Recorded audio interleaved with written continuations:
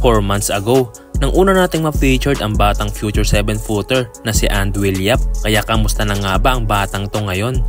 Si Andwill ay may edad na 15 years old at may height na 6'9" na siguradong may itataas pa ng ilang inches papunta sa pagiging 7-footer. Siya ay naglalaro sa Pace Academy at mapapahanga ka sa kanyang dedikasyon sa pag-iensayo dahil grabing disiplina ang meron siya at maganda din ang gustong mangyari ng kanyang training camp na maging modern big man siya balang araw. At maganda din ang mindset ng batang to dahil meron siyang mataas na pangarap sa basketball. Isa sa mga nag-improve sa kanya ay ang kanyang dribble, nag-improve din ang kanyang shooting skills at laging itinuturo sa kanya ang galaw sa ilalim. Marami na rin nasalihang liga si Andwill, kagaya ng makapaglaro siya sa batang PBA sa koponan ng NLEX Road Warriors. Nakapaglaro na din siya sa Junior MPBL sa koponan ng Marikina Shoemasters. At ang good news mga boss ay kasama ang batang si Andwill sa magre-representa ng ating bansa dahil kasama siya sa Gilas Pilipinas Youth Team Under 17 sa paparating na FIBA Under 17 World Cup na gaganapin sa Turkey ngayong June 29